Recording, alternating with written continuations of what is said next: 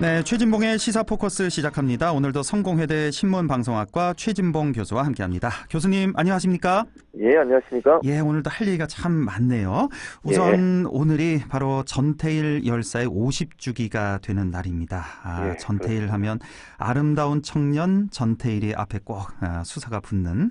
예, 이 전태일 열사가 근로기준법을 준수하라. 우리는 기계가 아니다를 외치면서 분신을 한 바로 네, 그날입니다. 50년 전 그날인데 그렇습니다. 지금 노동계에서는 이른바 예, 전태일 3법을 추진하고 있습니다. 예, 전태일 그렇습니다. 3법 하면 중대재해기업 처벌법하고 예, 근로기준법 11조, 예, 예, 노동조합법 2조 이렇게 예. 개정을 추진하고 있는데 좀 설명을 좀 해주실까요? 이게 좀 통과할 예. 수 있을런지 국회를. 저는 일단 뭐 통과가 돼야 된다고 개인적으로 생각을 돼야 하고요. 한다. 예. 좀 안타까운 것은 민주당 내부에서 일부 또 반대하는 의견이 있다고 해서 저는 좀 이해가 안 됩니다, 사실. 그렇습니까? 그러니까 이낙연 대표는 하려는 의지가 있는 걸로 보여지고요. 예. 그렇게 공약도 했었거든요. 근데 당론으로 채택하는데 좀 논란이 있는 것 같아요.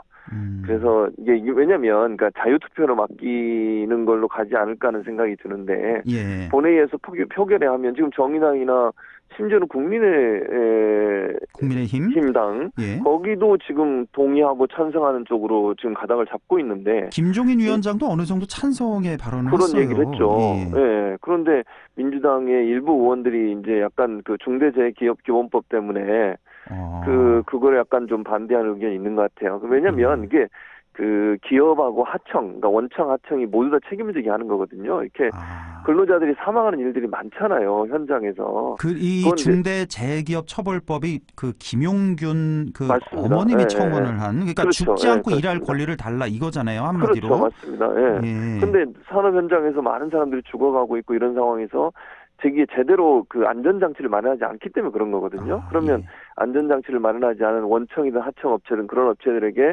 뭐 책임을 묻고 또 그 손해배상, 징벌적 손해배상을 하게 만들어서 그런 일을 좀 막자고 하는 게 취지인데 그런 예. 부분에 대해서 왜 민주당 의원 일부가 그걸 약간 좀 반대하는지 제가 좀 이해가 안 되고요. 그래서 이거 이제 만약에 당론으로 채택을 안 하면 자유투표를 할 텐데 그래도 저는 뭐 통과될 가능성이 기본적으로 높다고는 봅니다. 민주당의 대부분의 의원들은 제가 볼 때 동의할 거라고 보고요. 그렇죠. 이게 한두 해 문제가 아니지 않습니까? 그럼요. 그리고 근로기준법이나 노동조합법 같은 경우도 5인 미만 같은 경우 노동조합을 만들 수도 없고 그다음에 이제 프리랜서로 일하는 분들은 저는 근로보험법에 근로기준법에 혜택을 못 받아요 지금. 예. 5인 이상이 돼야 되고 회사에 들어가는 사람이 되는데 계약직 이런 분들은 근로기준법의 혜택을 못 받기 때문에 잘려도 또는 뭐 불이익을 당해도 거기에 대한 어떤 보장 장치가 없는 거 아니겠습니까? 맞습니다. 예. 이거는 인간의 기본적 권리라고 저는 보기 때문에 이번에 이걸 꼭 통과시켜서 어려운 현장에서 일하거나 아니면 계약직으로 일하는 많은 분들이 좀 기본적인 권리를 찾을 수 있도록 했으면 좋겠다 이런 생각이 듭니다. 딱 50년 전 오늘 그러니까 자기 몸을 분신을 하면서 노동 환경을 개선하라고 자기 몸을 던진 전태일 열사. 만약에 이게 통과가 된다면 하늘에서 정말 웃을 것 같고, 그러니까 중대재해기업 처벌법이란 건 죽지 않고 일할 권리를 달라하는 거고 근로기준법 11조는 모든 노동자에게 근로기준법을 적용하라. 노동조합법 2조는 노조할 권리를 보장하라. 모든 노동자에게. 그렇습니다. 자, 이게 꼭 좀 통과가 됐으면 좋겠습니다. 지난 20대 국회에서 통과가 안 됐는데 이번엔 꼭 돼야죠. 예, 말씀하신 대로. 예. 반드시 해야 됩니다. 그렇습니다. 예. 자, 이번 주 가장 뜨거웠던 뉴스가 바로 윤석열 검찰총장이 아니었나 싶습니다. 뭐 여러 가지 이슈가 있는데 먼저 차기 대권 선호도 조사에서 1위를 차지했다는 거. 그렇습니다. 오늘 발표된 조사 보니까 또 한창 또 낮기도 한데 일단은 이번 주에 나왔던 게 이낙연, 이재명 모두 제치고 1위가 됐습니다. 자, 윤 총장의 인기 원인? 뭐 이거 지금 어떻게 분석해야 됩니까? 지금 당 소속도 아니고 정치인도 아니고. 그렇죠. 근데 저는 이렇게 봐요. 그러니까 이 그 한길 리서치의 조사 내용 같은 경우에는 조사 대상이 이제 유선 전화가 좀 많았고요. 첫째는. 그리고 유선 전화 퍼센티지가 많았고 5, 60대의 조사 대상이 전체 조사의 50% 이상이었어요. 그 좀 보수적 성향의 분들이 많이 조사에 참여를 하셨다는 점. 그리고 이제 야당 같은 경우 여당은 지금 이낙연, 이재명 두 분이 이제 나눠서 표를 지금 분산시키는 효과가 있지 않습니까? 네. 그런데 지금 야당 같은 경우에는 이렇게 눈에 띄는 후보가 없는 상황이에요. 그렇죠. 그러다 보니까 보수 진영에 있는 분들이 윤석열 총장을 대안으로 생각해서 윤석열 총장에게 지지를 보낸 게 아닌가. 그래서 야당 쪽에 누가 좀 경쟁 상대가 있거나 아니면 좀 눈에 띄는 후보가 있었다고 하면 표가 분산됐을 가능성이 있는데 그게 없다 보니까 이제 윤 총장에게 몰표로 가지 않았나 이런 생각이 듭니다. 그런데 이게 국민의힘 입장에서 마냥 좋아할 일은 아니에요. 사실. 그러니까요. 좋지가 않죠. 왜냐하면 선호도 조사에서 국민의힘 후보가 저 밑에 가 있습니다. 지금 보면 그러니까요. 윤석열, 이낙연, 이재명, 안철수, 홍준표 뭐 이렇게 심상정 후보도 있고 이런데 저 원희룡, 오세훈, 황교안 이런 분들 제일 밑에 있으니까 정말 그러니까. 국민의힘으로선 이거 마냥 좋아할 일이 아닌. 전혀 아니죠. 그렇죠. 그러니까 당내 잠룡이라고 얘기하는 대권에 나갈 수 있는 후보군들이 전혀 띄워지질 않고 있는 상황이에요. 그렇다고 해서 제가 볼 때 윤석열 총장이 만약 정치를 한다면요. 국민의힘으로 갈 가능성은 저는 낮다고 보거든요. 많은 분들이 그렇게 예상을 하네요. 만약 한다면 정계 개편을 해서 신당을 창당하거나 아니면 해체 모의를 해서 다른 새로운 정당을 만들어야지 국민의힘에 들어가서는 제가 볼 때 당선 가능성이 낮다고 볼 거예요.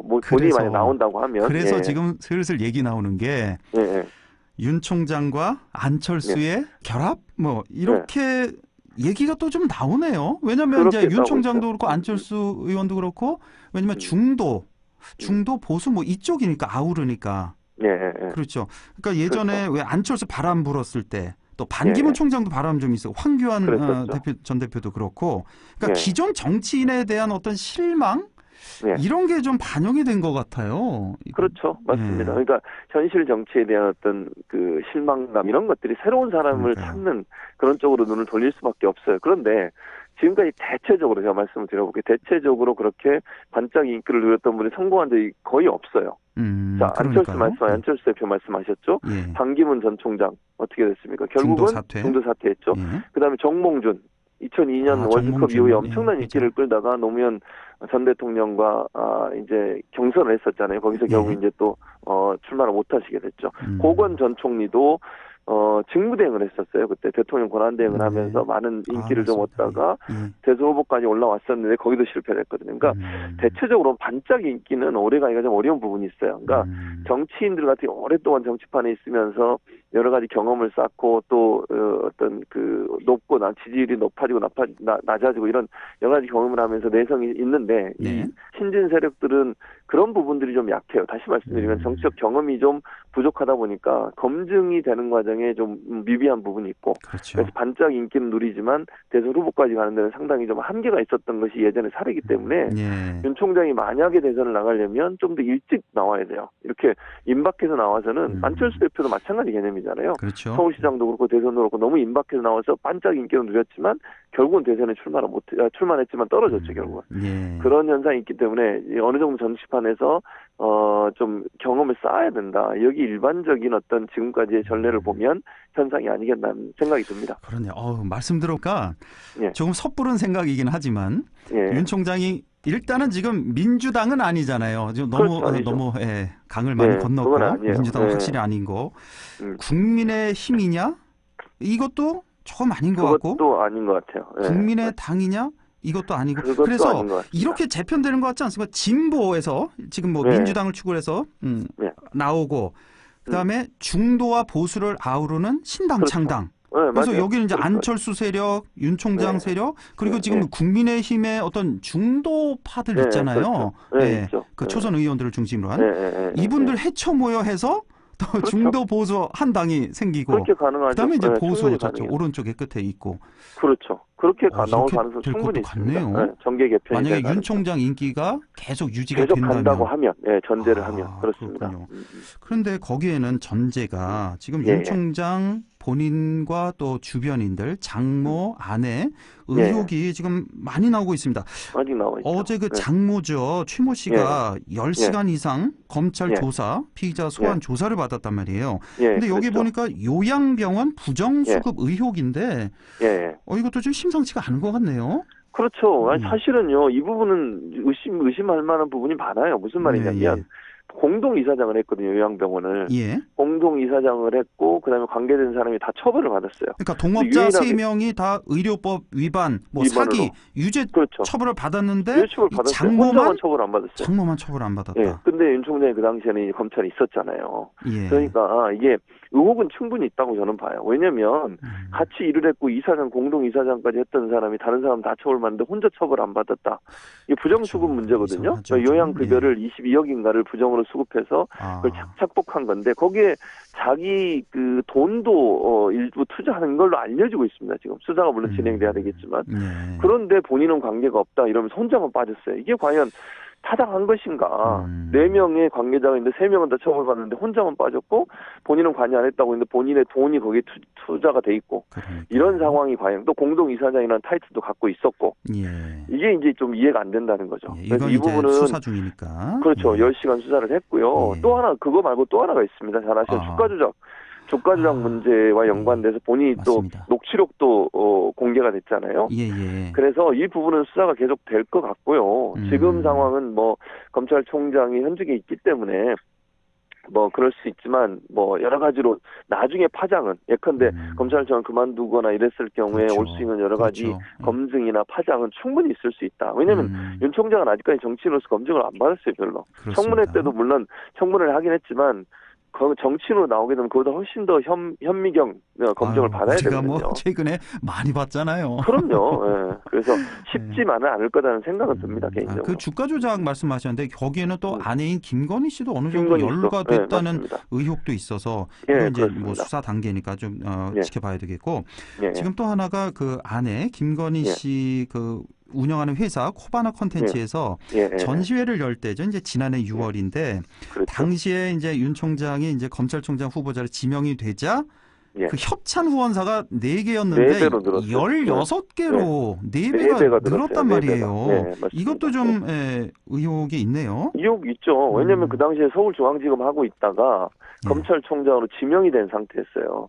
그런데 거기 후원했던 회사들이 LG 뭐 이런 회사들인데 그 회사들이 수사를 받고 있는 건수가 다 있어요. 그러니까 물론 이것도 저는 의혹이죠. 아직은 뭐 그렇죠. 수사 결과가 안 나왔으니까 단정적으로 얘기할 수는 없습니다. 그런데 우연의 일치라 하더라도 처음에 4배가 늘었다는 것도 이해가 안 되고 첫째는 허버나 컨텐츠가 그전에 4개 정도밖에 후원을 못 받다가 16개로 갑자기 늘었어요. 이것도 특이한 현상이잖아요. 이건 누가 봐도 윤 총장을 보고 후원했다고 그렇죠. 볼 수밖에 그리고 없는. 아까 말씀드린 후원한 회사들이 다 수사를 하고 있는 상황이었다니까요. 그것도 이해가 좀 안 돼요.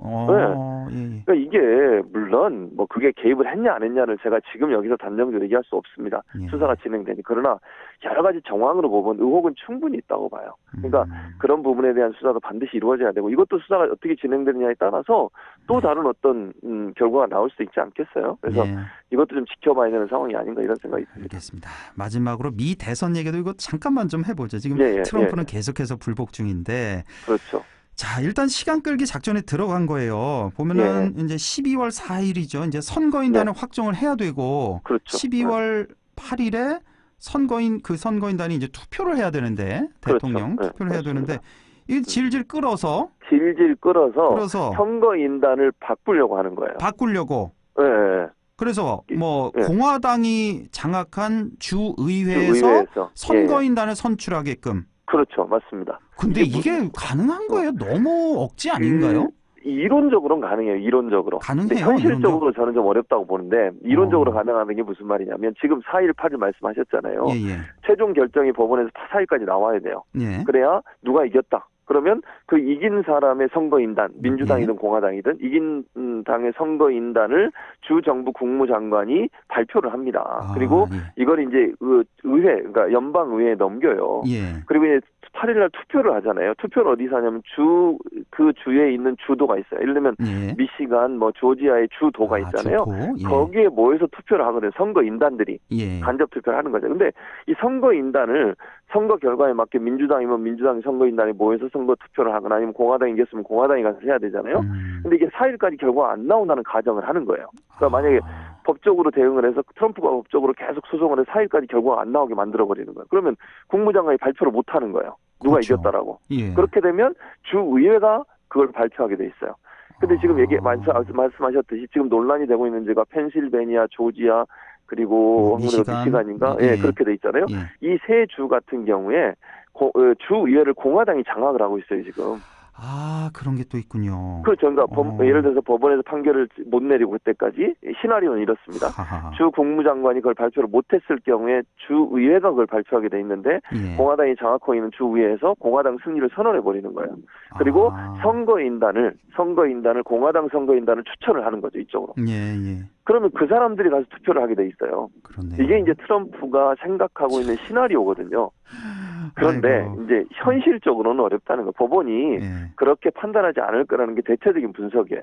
예를 들면 뭐 우왕좌왕하면서 결과를 안 내놓거나 그러지 않을 거라는 거죠. 이게 워낙 혼란이 크기 때문에 주 법원이 제대로 판단할 것이고 그 트럼프가 원하는 것처럼 주 의회가 주도권을 갖고서 공화당 그 선거인단들을 명단을 넘겨가지고 그 사람들이 투표를 하게 되는 상황이 오지 않을 가능성이 높다. 그렇네요. 그게 일반적인 대체적인 분석입니다. 아무리 트럼프가 망쳐놓으려고 해도 지난 4년 동안 망쳐놓은 미국이지만 그렇죠. 맞습니다. 그래도 미국이 어떤 나라입니까? 세계 1등 국가인데 상식적으로 그렇죠. 결과가 나오겠죠.